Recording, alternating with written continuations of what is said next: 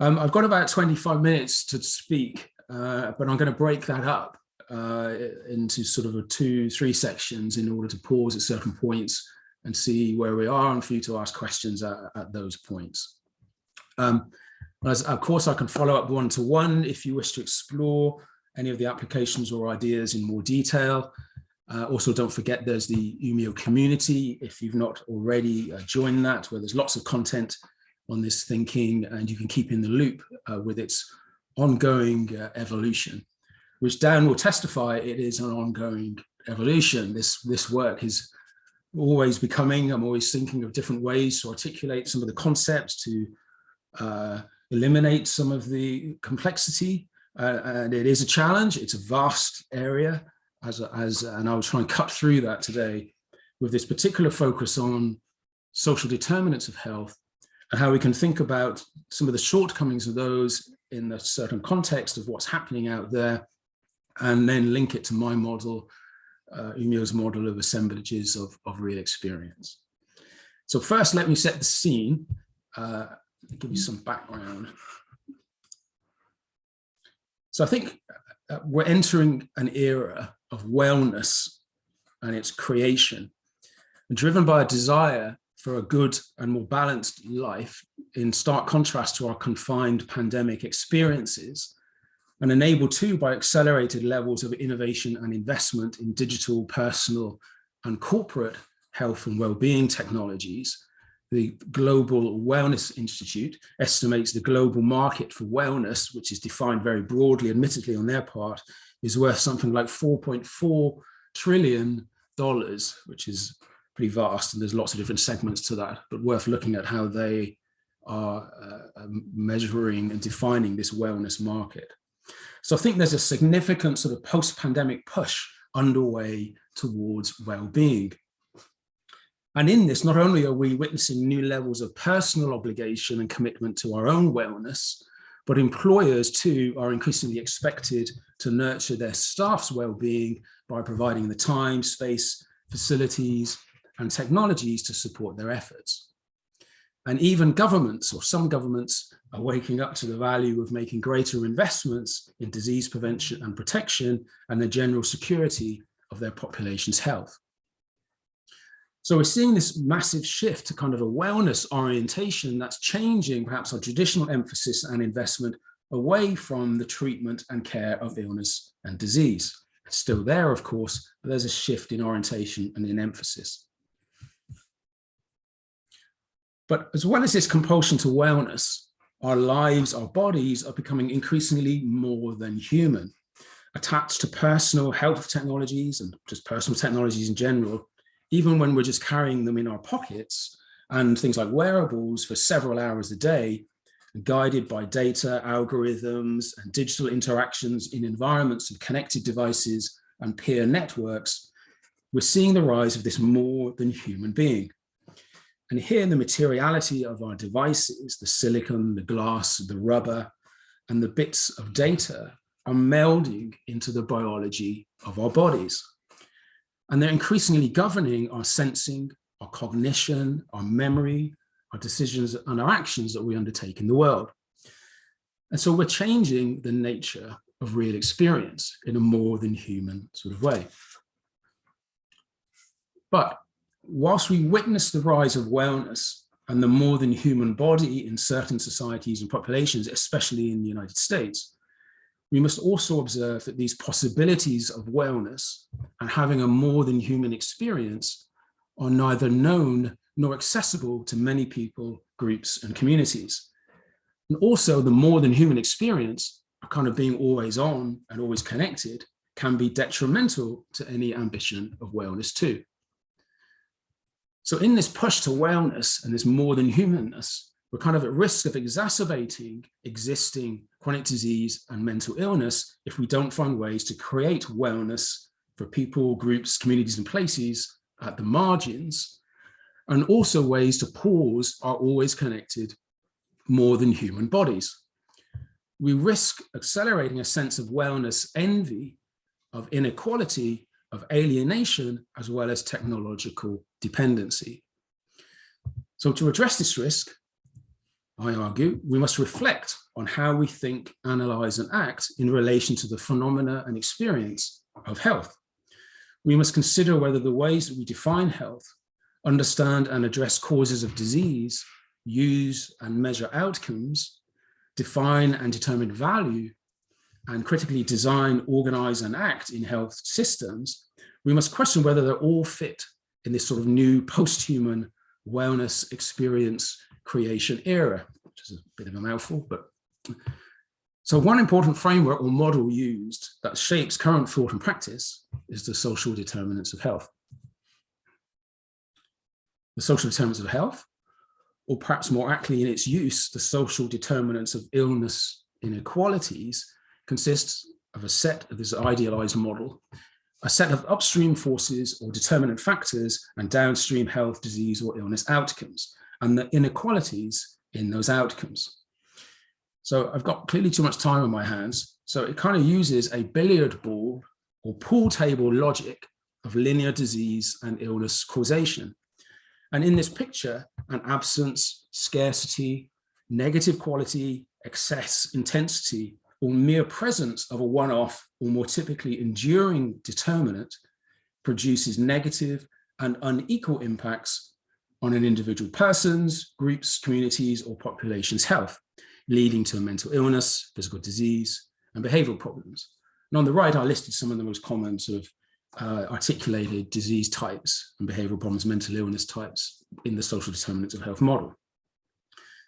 And the model then seeks to identify the determinant or set of determinants responsible, the impacting ball or balls, if you like, for types of disease and illness whose presence, severity, pattern of distribution, and persistence is measured by outcomes. Okay, so later then, a midstream position was added to the model. This sort of returns the individual person, their needs and resources or lack thereof, along with their behavior and consumption choices back into the model in the midstream, seeing the individual as a mediating force between these upstream social and other determinants and downstream outcomes. Okay.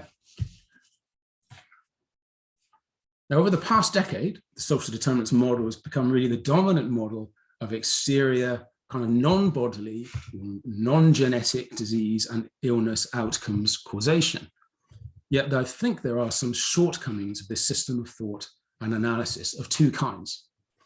First, shortcomings in its own logical design for the purpose of understanding and acting on disease, illness, and health inequalities or disparities.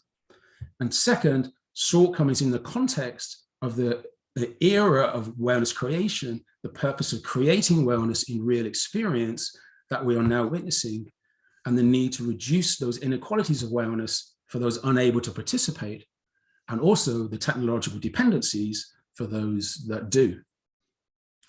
So let me talk you through as I see them, and as others have articulated, particularly at the work of Cameron Duff in the bottom left corner. I mentioned his work, his book, Assemblages of Health, which I thoroughly recommend.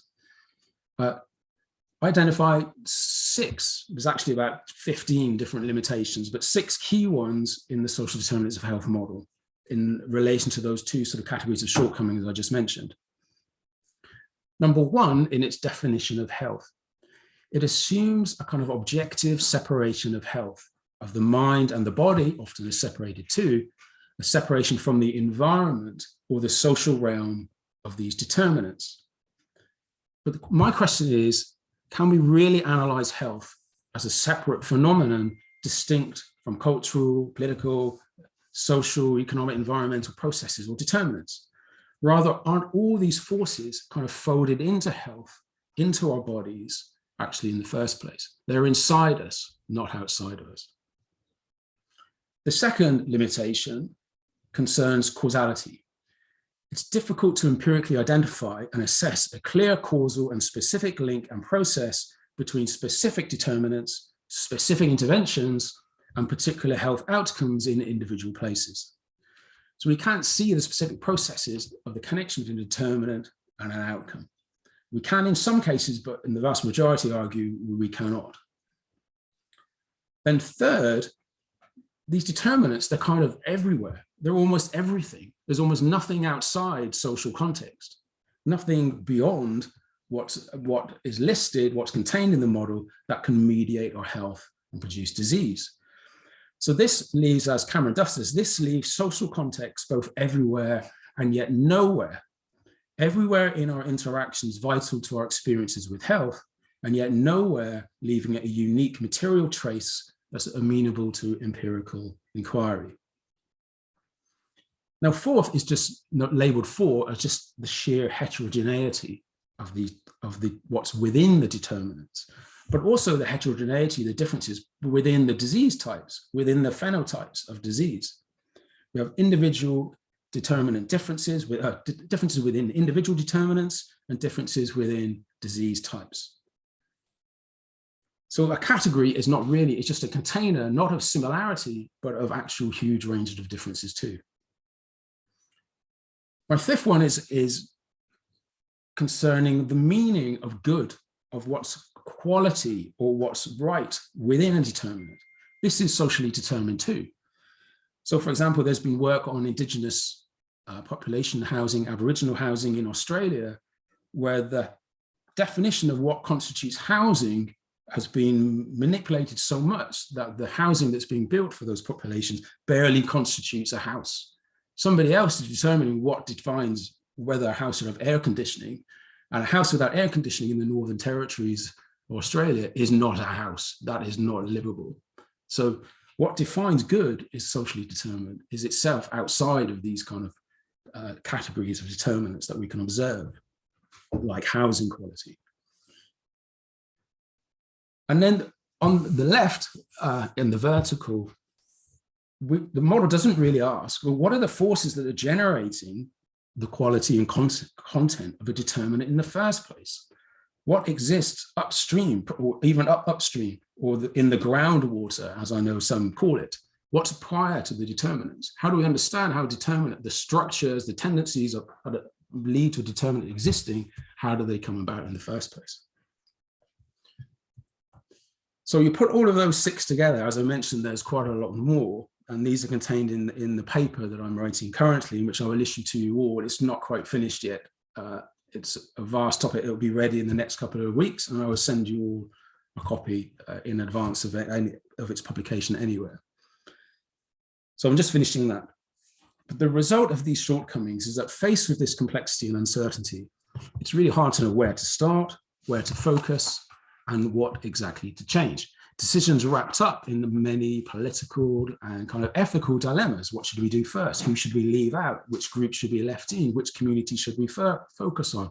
Which part of a neighborhood needs help most?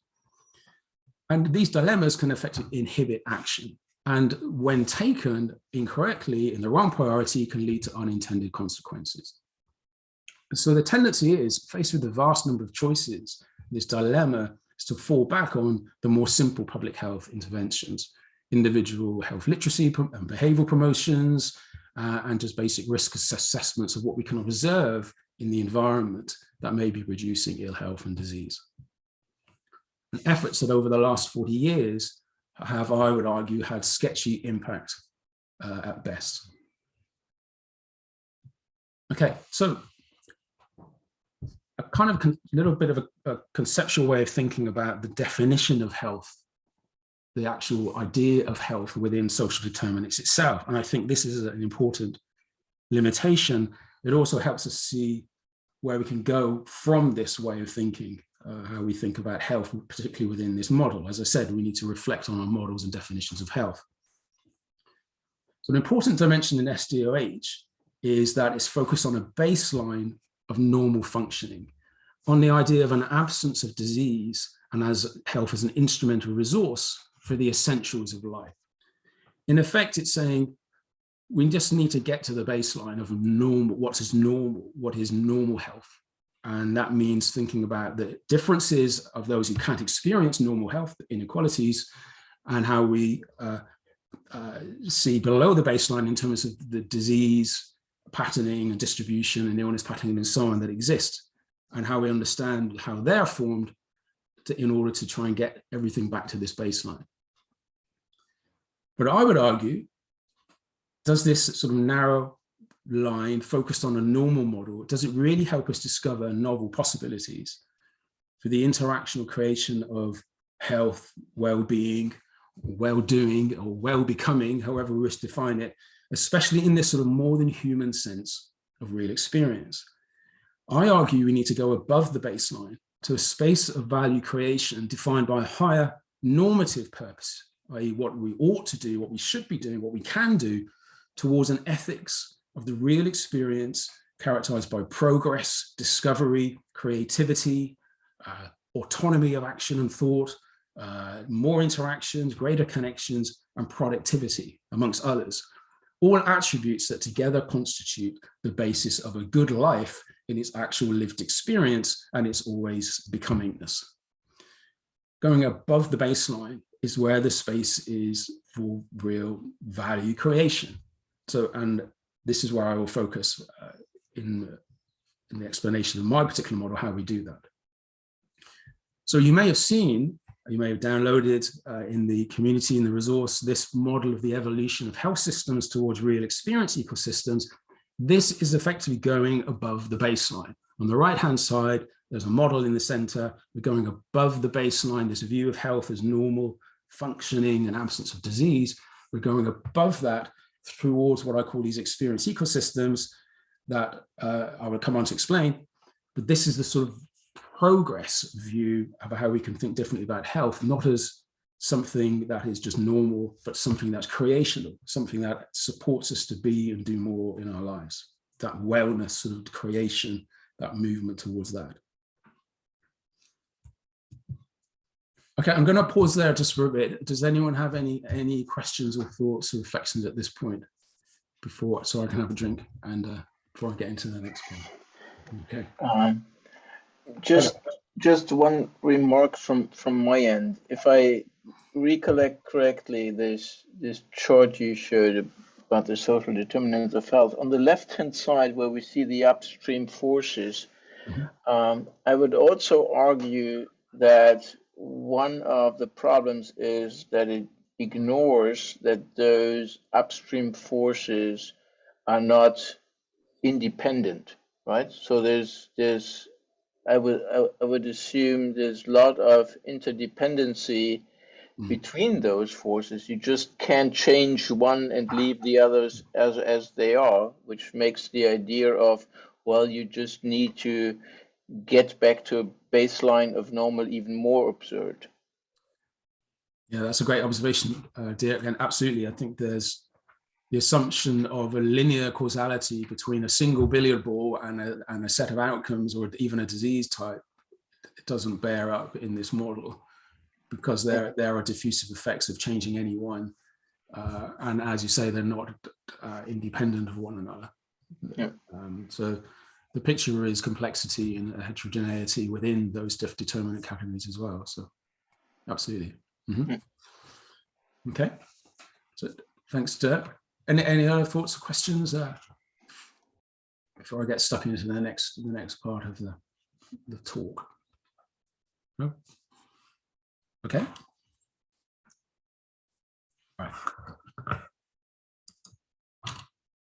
Right. So what I'm calling the interactional creation of health and wellness in real experience by experience ecosystems. Everything's a bit of a mouthful. It has to convey what it means, but because to evolve out of a dominant logic of thought about health and all the health systems and care orientation and everything else requires new language.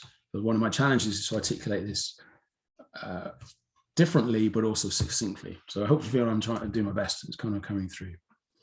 So what I think I've done in this slide is to resequence all of the elements of the social determinants model on the left-hand side and kind of order them top to bottom according to the possibility of observing a process of illness causation in the determinant. So in the model, the highest potential for observability of a causal linkage is found in the more environmental, natural, and kind of material resource determinants.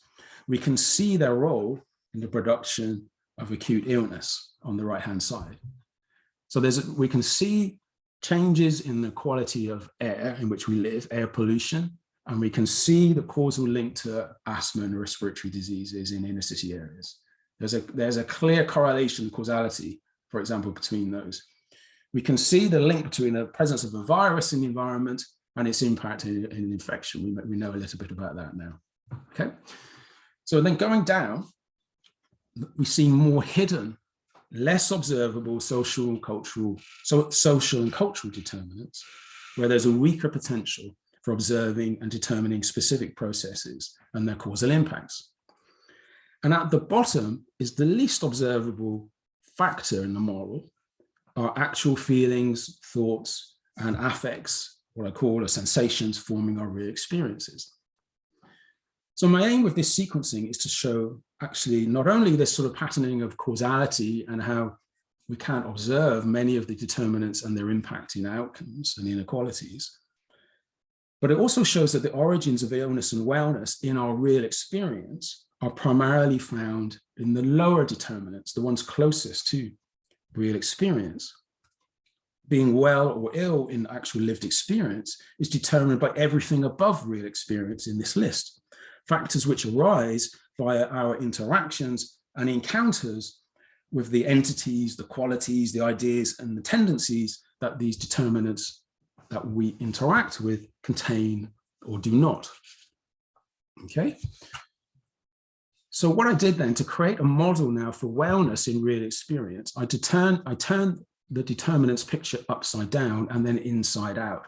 I put real experience formally at that foot of our observability sequence of factors. I put it at the center and then group and arrange the determinants around real experience in 4 domains. The social cultural there on the left, the material spatial, those observable entities and elements, those determinants on the right, the bodily and the movement of the body, aspects of our behavior and our choices in the bottom. And on the top, there's only one, really, our perception and how we express our needs, how our narratives about our experience and the language we use to describe our feelings, our emotions. And so by doing this, I can then turn the determinants into a dynamic, relational, inside-out model of real experience and its creation. And this is the core model, the foundation of all my work, the Umio model of the interactional creation of whole real experience. Now we have a model to explore how diverse determinant forces and factors originate, form, differentiate, and persist in our actual real experience. We have a whole unified dynamic model of the interactional creation of real experience with health and wellness, at the center of which are the core generative materials of experience, the sensations or affects that we have and the capacities we desire to affect and be affected to enjoy the real experiences, the wellness experiences that we desire. Okay. So here is an infographic you may have downloaded already from the community, which explains all the elements of this interactional creation of real experience model. Okay, now to go along with a whole interactional embodied model of real experience formed of these affects and affective capacities, we need a new definition of health. A definition that I now define as positive wellness creation, above that baseline of just normal health and essential functioning.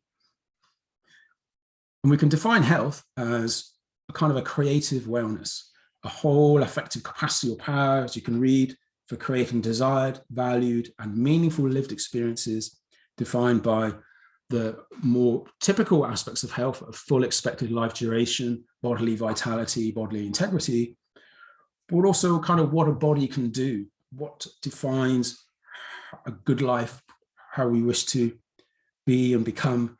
So our creativity, our belonging and attachment, our purpose, our connection to others and to nature, the opportunities to play, to reason, and have participatory freedom in our ideas. So this then defines a pull, a normative pull, an idea of creational possibility, which the social determinants model doesn't really accommodate. It looks at determinants that only diminish our normal health functioning. This is about what are the forces and factors that either exist or do not to allow us to thrive, to have the vitality, flourish, and so on and so forth.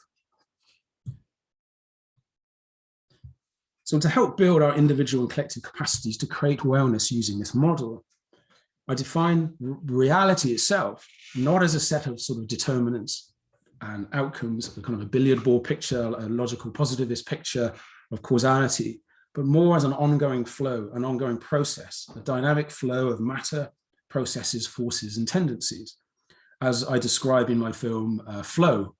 You may have seen that. And then I set an open frame around these flows of creation for a particular context or context of real experience. And this is the frame of an experience ecosystem.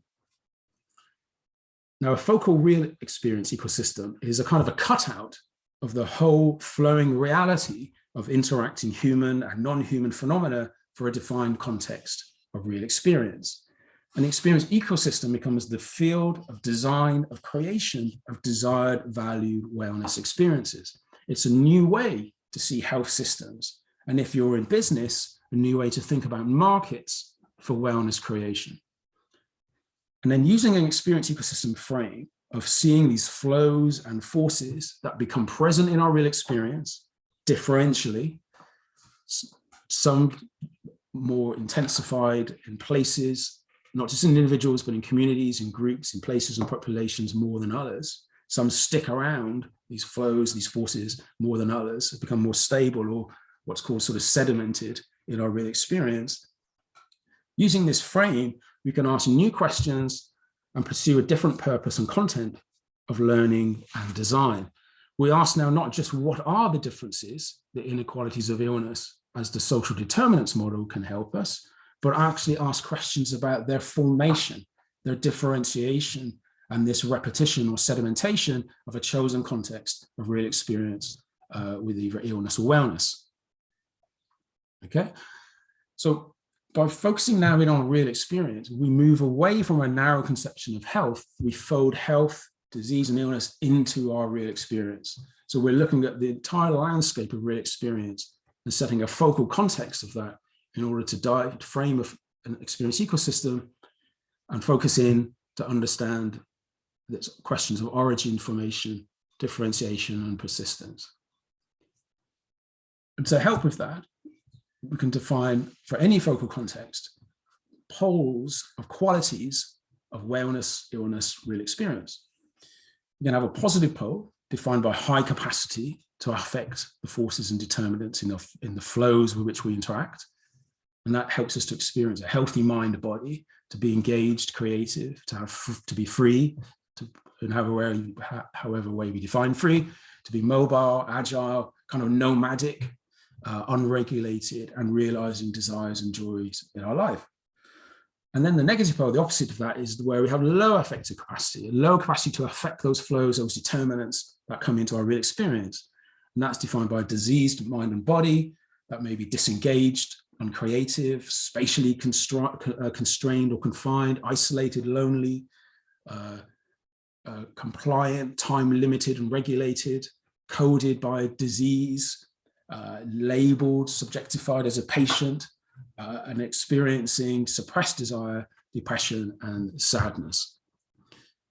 So with these polar opposites for any focal context, and I've done a lot of work in pain and obesity and also workplace well-being, for any we can set the pole of what constitutes living well with pain, for example, and being entirely debilitated or having chaotic, ill experience with chronic pain. And we can do this for any focal context. And we can then explore the differences around these poles in actual real experience for a context such as pain or obesity, and understand those questions, how and why they originate, form, and recur. And we do that through the lens of an assemblage. Okay, so another moving model. Everything is dynamic, circular, moving, flowing. An assemblage, as it says, is a dynamic arrangement of forces, desires, affects, capacities, entities, things, resources, matter, ideas, tendencies, forming a particular enduring quality, content, and expression of experience. So it's a model of the creation of real experience in which all the things, those elements in the social determinants model that I listed in the sequence are folded into our experience in different degrees. So an assemblage is a productive, dynamic entity. We can't see them, but it's a way to think about the creation and differentiation of real experiences. Okay? So for any focal context, we can define a set of dynamic assemblages of real experience organized around those poles of positive or negative experience. Assemblages then on the line of deterioration and assemblages on the line of recovery between the two poles. And with this view, we now have a model of the dynamics of value and cost. On the right-hand side, the line of deterioration is more cost. All those costs are going up. Experiences are becoming more diseased, more ill, more debilitated, displaced, diminished. And on the right, the costs are more positive, they're going down. The line of becoming, the line of recovery. And so what we can see is distinct yet contingent set of assemblages, or an assemblage of assemblages for any focal context. And having this view now allows us to see into the patterning and distribution of difference around a focal context that is hitherto is hidden from view in most health systems policy, most health systems research.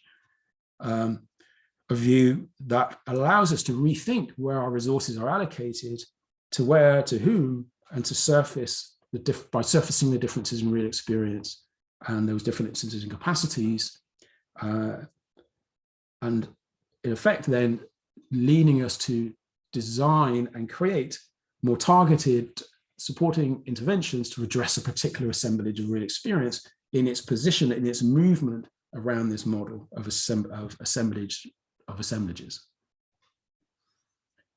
All of which giving insight into the patterns of problems, of opportunities, and of resource allocation within any context of health or illness.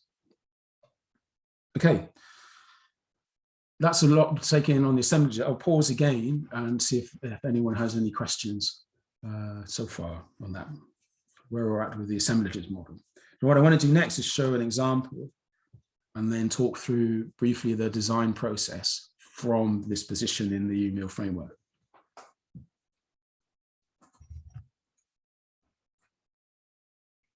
Chris, this is Dan.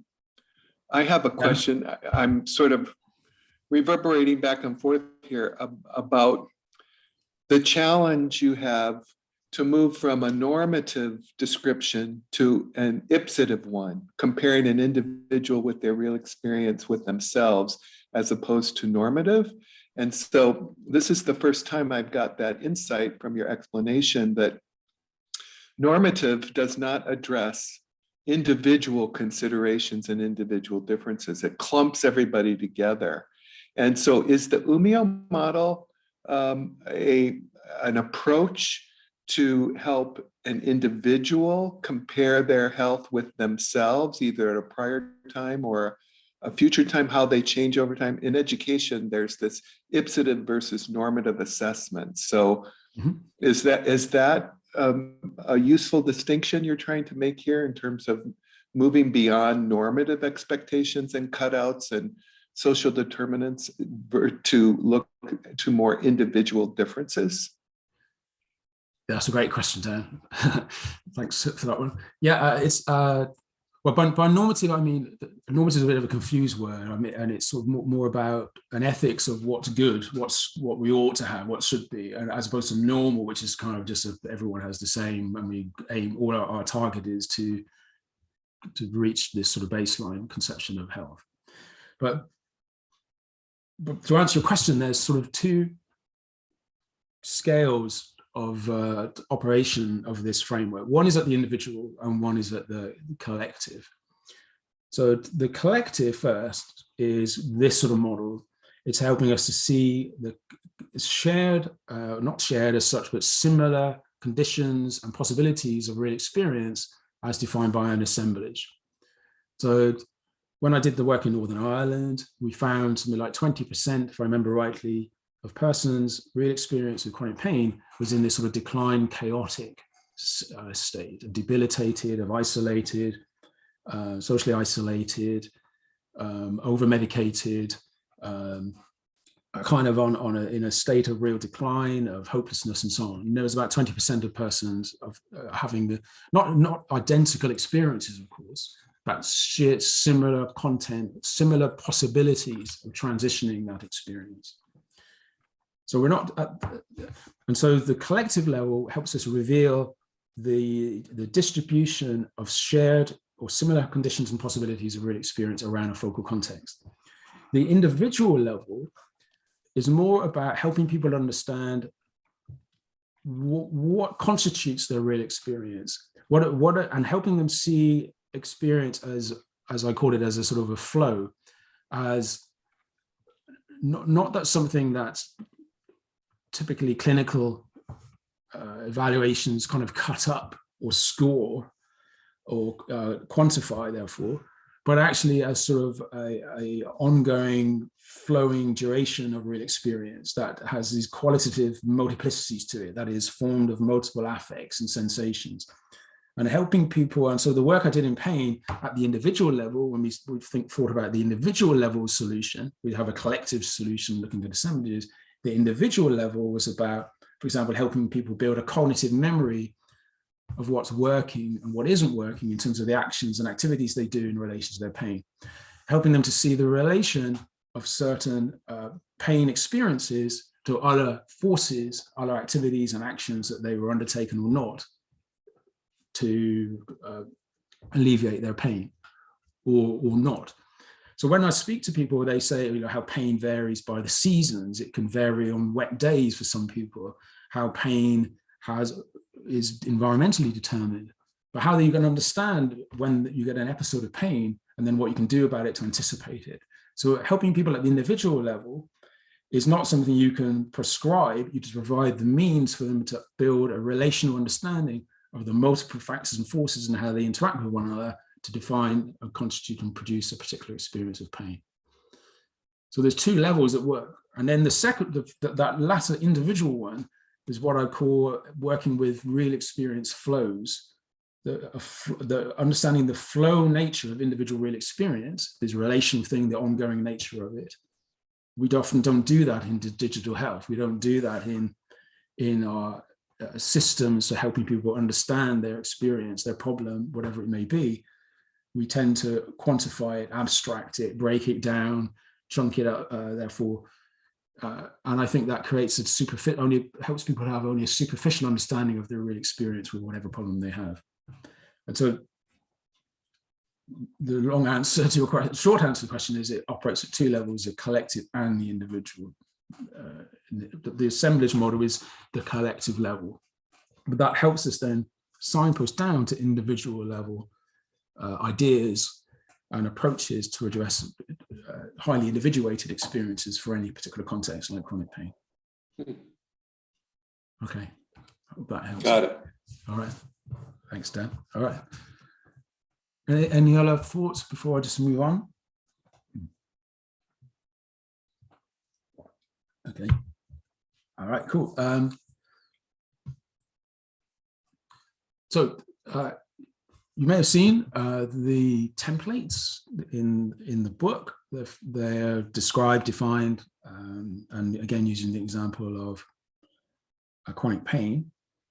So what I've got is, I was going to do was to just briefly run through the design steps as the process is split up into sort of three parts. So the learning phase, then a design phase, a creation phase, then an enactment phase. So let me just switch to the templates.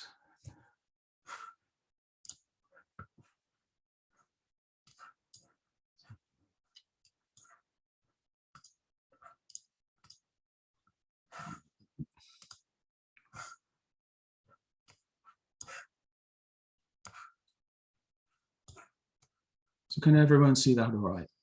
There's a lot of detail on these templates. So these are the examples of the collective, the assemblages from the chronic pain study. you can see that this is just summary level descriptions in those 4 domains forming our model of interaction creation of real experience for each of the 4 different assemblages. And we have the sort of at-risk, worsening, and decline chaotic assemblages, and the percentages approximated of the number of persons experiencing, having that quality of real experience for chronic pain, in this case in Northern Ireland. So these summary level, and normally you'd have loads of content on here, images, videos, narratives, interview text, and so on, to help build up this model, this understanding of the different assemblages, their origins, questions, formation, and persistence questions. So we have here the negative ones on the declining side, the line of deterioration in our model, and then running across, we have the 3 assemblages on the positive side, the line of recovery, the movement back towards living well with chronic pain. So this isn't a model for cure yet. I mean, you could have cure in this, but then it would be questions of access to cure. There's no cure for chronic pain currently. So this is the polar position. The most positive is living as well as possible according to that criteria when having chronic pain. So that's the high level view of these sort of 6 assemblages, the assemblage of assemblages in the chronic pain study. And then the next phase is, okay, so what are the transitions we want to make in lived experiences? So we pick a particular assemblage. This is the most negative, the debilitated, chaotic, that assemblage in the bottom right, sort of 5 o'clock in the model. So in here we identify the target transitions that would fundamentally shift and move that assemblage of real experience, the quality, the content of that experience around the assemblage of assemblages model on the line to the line of recovery. So we identify the desired targeted transitions in the experience ecosystem. Remember, we're using that as a frame. We explore the potential, I'm sorry, lost my place.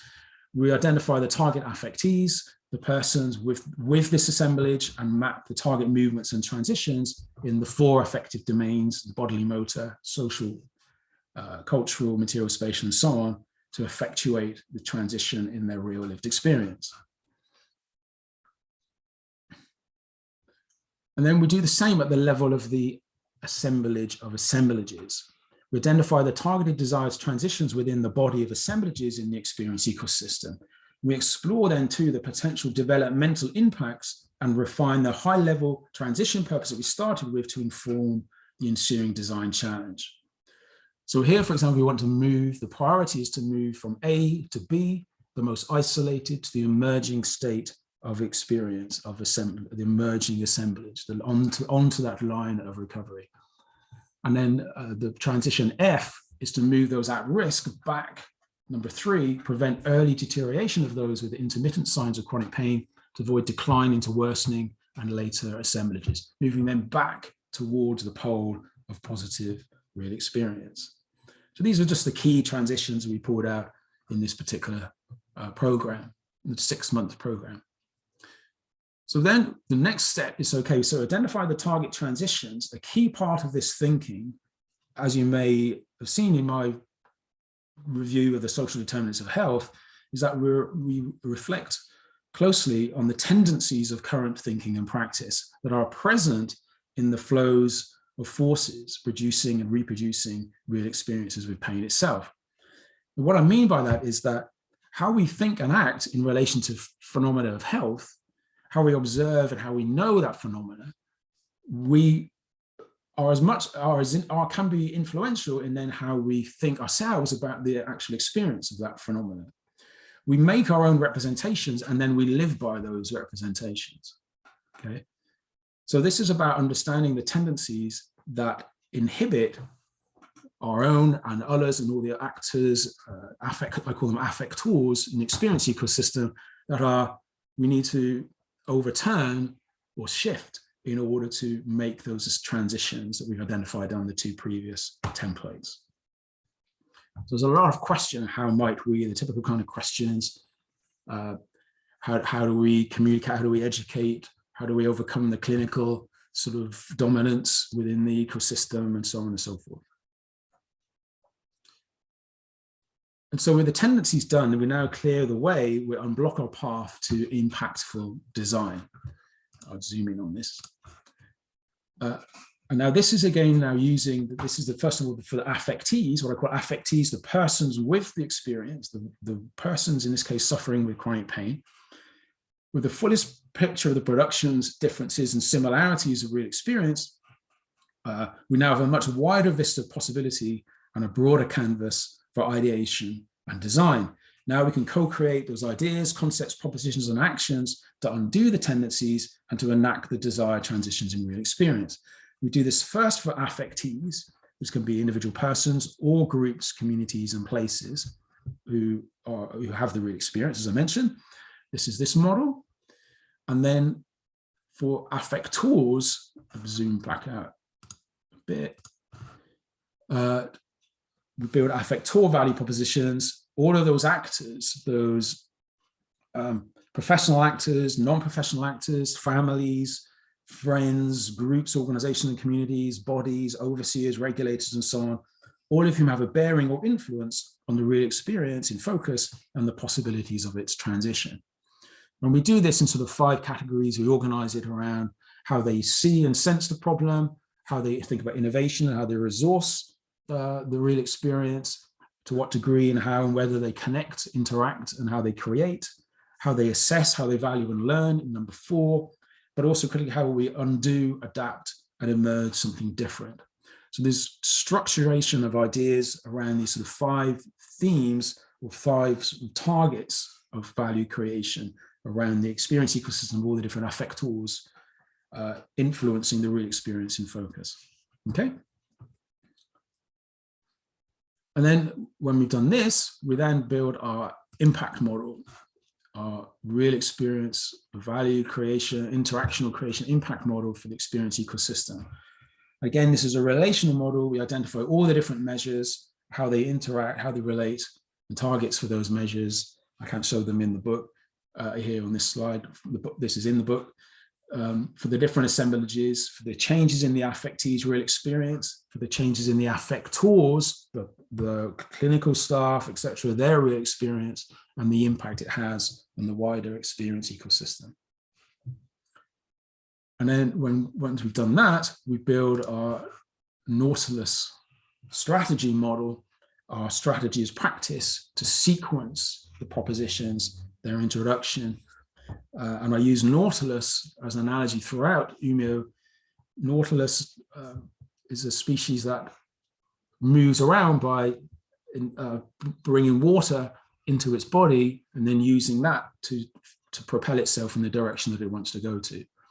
So it kind of fits with the idea of a flow-based understanding of ecosystem, and this flow-based understanding of strategy then defines a sort of flow enterprise, one that works in flows of transitioning real experience. And the strategy model it adopts is this sort of flow-based model of multiple parameters, multiple activities, all of which collectively, accumulatively support this transition towards the movement around those assemblages of real experience that the organization is targeting. Okay.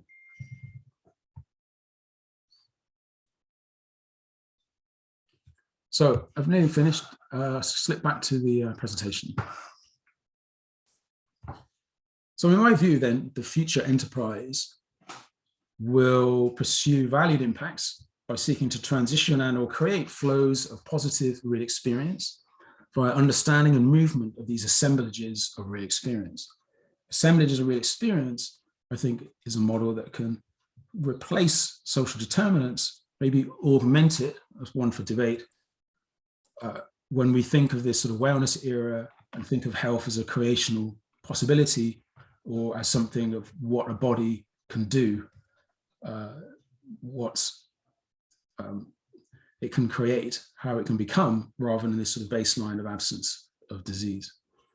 So to be successful and sustain real impact, A real experience flow creation enterprise, so from co-creation to flow creation, must deeply understand and determine how to address those origins, the formation, the content, the differences and persistence of one or more what I would call sort of flows to create. It must then orchestrate the enactment of desired real experience flow transitions via experience ecosystems. And these are the sort of 5 top line things it must do. It must reach deeper into real experience, not rely on abstraction and simplified quantification of experience in its design thinking. You must reimagine experience as an ongoing flow, this sort of idea of a continuity rather than experience being broken down into different episodes, each having a sort of single state of emotion attached to them. It must reframe ecosystems as experience ecosystems, as I defined. Think value creation as flow creation, and realize then, I believe it can realize real impacts in real experience. So the Umio framework calls for this radical empiricism. That's not my label, it's called a radical empiricism, the work of William James, who coined the term stream of consciousness. That kind of fits with this flow model of thinking of experience. And by radical, it means that we see experience as this sort of interactional creation. And we reflect upon and undo our own tendencies of seeing, thinking, knowing, innovation, and design in relation to real experience, including those baked into that sort of upstream, downstream, billiard ball picture of health, disease, causation that we are prone to use with the social determinants of health model. In short, we adopt a radical system of thought, learning, and creation that supports deeper understanding of the formative conditions of our real experience, as you can read, and that surfaces novel paths and possibilities for creating, valuing, and sustaining the real wellness experiences that we all desire. And that's why I say, if we don't think different, if we don't think like a revolutionary, nothing will change. Inequalities will worsen, chronic disease will continue to rise, and well, we all become just even more depressed. So that's why I say be a real experience revolutionary. And I'm thinking about producing t-shirts with these, so if you would like one. So that's all I had for today. So I'm really grateful for any more questions or comments. As I say, I can share you these slides and get you a copy of the paper when that's ready in a couple of weeks. So any other thoughts or comments? Thank you. Chris, this is Dan. So in the US here, and I think maybe in Scotland, there is this theory about co-production of health between providers and patients. I put a link into the PDF in the thing. How do you see the Umio model supporting or not supporting this idea of co-production in terms of working with individuals in regards to understanding their experience and creating what a wellness agenda? Yeah, absolutely. Well, I think as I've written about, I think it hinges on what is the content of being produced, what is the content of creation. That we have a lot of co's. We have a collaboration, co-creation, co-production, and the emphasis in all of those activities is more about the getting together, sharing our perspectives, sharing ideas. What I'm trying to do with this work is change the content of what we're actually thinking about, our thought systems, how, and therefore what is created. So there's more emphasis on the creation than the co-creation part. I don't know what the hyphen does, but I don't have a view on the hyphen. No. But kind of so I think I've not really dived into production, co-production, but my view is that it's sort of interdisciplinary engagement, so people coming together, sharing their perspective, sharing their experience, lived experience, and narratives of those whom we're trying to help, which is all great. My worry is that really in the ideas that are produced from that co-working, it's not really fundamentally different. And we're just kind of there's a benefit in co-production, but we're not realizing the full potential because we're not working with new system ideas and new ways of seeing experience in particular. And so that's what my work is, to shift the agenda, shift the focus into the thinking about creation and what is the content of our experience, moving along that path then from co-production to what I call flow creation. So the emphasis is on the flow as the content of creation and experience, not the co-ing of co-elaborating or whatever the co may be. Got it. Thank you. Okay, thanks, Dan.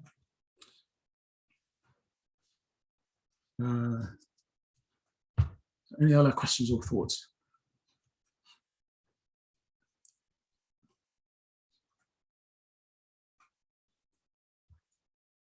I just want to thank you for, holistically rethinking the approach. And for me, I need to, so I get it. I think I get it intellectually.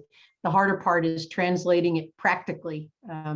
I come at this from a working with some pharmaceutical companies around their digital health innovation.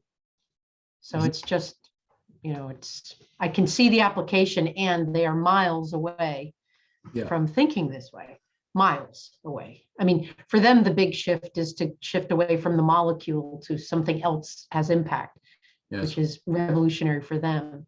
And this, but I can even see how even some of the digital tools we're looking at, the framing is still very much provider centric, even though they want to put the tools in the hands of the patients, the digital tools.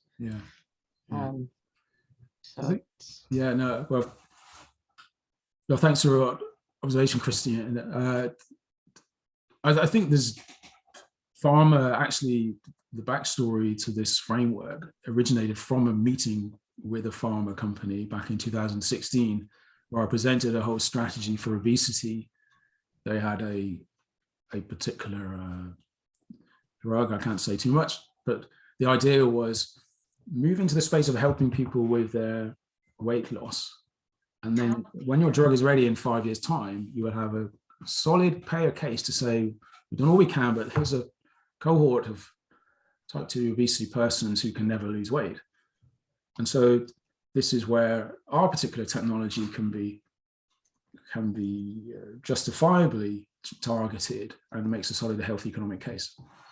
But they didn't want any of that. They just wanted to go for the drug. They didn't want to help. So that sort of perhaps naivety at the time led me to start developing this particular framework.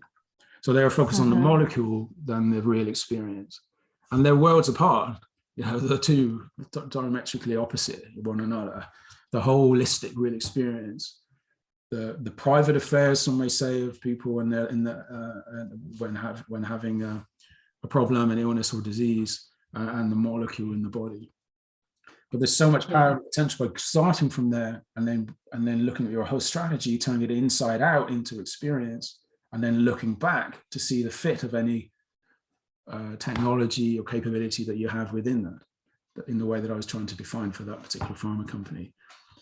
And then on that path, somewhere in there's digital health tools and designing the sort of interface, the interactional content and properties of a digital health tool in a way that aligns with this flow conception of real experience. This idea that experience isn't a succession of discrete states of pain, for example, that can be quantified, but something that's actually much more flowing. And those discrete states are actually connected to a whole other series of interactions and purposes and goals and frustrations and so on.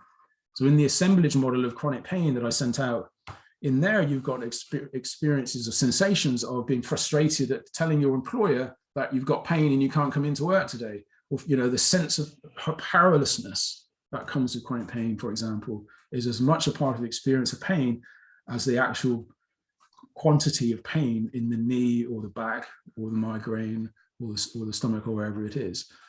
So by understanding the full sensation and their interactional nature of these multiplicities of affects forming real experience, that's the starting point. That's the number 2 template in the process for a pharma to not only rethink the position of its molecule within that wider set of affects, but also how it thinks about the digital technologies, the health technology it designs or appropriates and buys or whatever, to help people to understand their experience. It doesn't understand it, it only understands part of it, and in a way that's too abstract for them to really make real impact on their experience.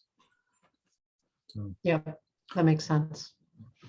So yeah, more than happy to provide more insight for you, for your particular challenge. Of course, do reach out to me, and if that helps. Will do, definitely. Okay. Yeah, I've been following your work for a while, so really appreciate the opportunity to Super. hear you describe it and yeah, thank you. show it. Yeah, this works so much better. It's really nice to meet you, and better than that webinar closed system. I can't do those anymore. That's really good. Yeah. That's good. Okay. So I did have a couple more sort of things on getting started. Those are the questions I was sort of posed, but we'll ignore that. There's the book, of course. There's the community, which I've just rebadged and simplified. So we also have to get some income out of this. So there's sort of the price of a coffee a month now. Please tell your friends, colleagues, and so on. I'll be posting lots of more content. This evolution of the thinking, as I mentioned, is ongoing. There's also coming soon these learning and design platforms where you can nominate a particular context, and I'll upload the templates and then can work with you in populating those templates through the learning and the design and the enactment phases of the whole Umio process. That will be a paid resource at differential levels, depending on the nature of the organization and so on. But that's how I see this evolving to facilitate this flow creation around real experience through a platform model that I will support. So that people can go and do their own research, or they can use Umio to do the research in those learning phases in the process. So that's the new community. And then what else? Yeah, I've also put out this thing called Get Started, frame a focal flow to create. So this is the template one. This is the framing template in the process. This example is populated. On the website, you can fill in a form and of the sort of primary context, secondary context, the affectees, the description of the person's experiencing the context, the other experiencers in the experience ecosystem. So who are the others and what is your purpose? What's your purpose for making this transition, for focusing on this real experience? And then as that, you get back a sort of frame populated in Miro, that's populated by what you filled out in that form. So it's just a way to get started in the process, what I call a flow to create. So this is different to sort of a job to be done. There's a thing called jobs to be done, which is the sort of bounded functional task or activity. That's a word that really dominates thinking in innovation right now, product development. So what's your job to be done? Which is good for product development, but it doesn't really connect with this concept of real experience. So I call it a flow to create, job to be done to flow create. And thinking about the flow, this experience flow at the individual and collective level, that's the new focus of product design in a way. And what I've got coming is some work that defines the attributes of a flow, the value dimensions or the valued dimensions of a flow that product designers, service designers can focus on, because that connect with real experience and what I call the next wave of value creation is this idea of flow creation. Okay, so that's coming soon. That's a simple way to get started and kick the tires, so to speak, of the first template, the framing template. And then this, you may have seen this, the film Flow, the 6-minute film. Well, that's there. So those are just ways to get engaged with the work and its ongoing evolution. So how are we doing for time? Okay, so that's all I had. I mean, thanks so much for coming along. I'm happy to stick around for some more questions, set up one-to-ones. thanks for giving me the chance to run through what I hope is Dan's seen a few before, so I hope Dan feels it's a no less step in the right direction towards articulating this framework and what it can do. So, absolutely. Oh, there you are. Thank you, Dan. That's great. Thanks, Chris. Okay. Have a good weekend. Yeah, thank you, Chris. Okay, thank you, Ronan. Nice to see you, Diana, and all names familiar to me, of course, from connecting the community. So do reach out if you have any questions. I'll send out the materials as I promised and the paper, and look forward to seeing you again in the near future.